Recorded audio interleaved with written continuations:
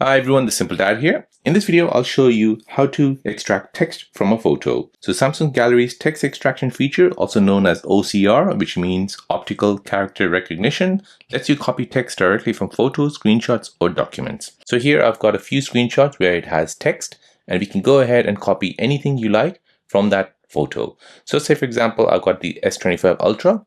As you can see, it's basically a graphics. However, I can go ahead and press on this T icon here, the bottom right. And this will basically analyze the photo and we'll see wherever there is text. So there's text here, here, and here. I can go ahead and use the text here, select it, copy it, and paste it anywhere like. Same here for this, and same here for this.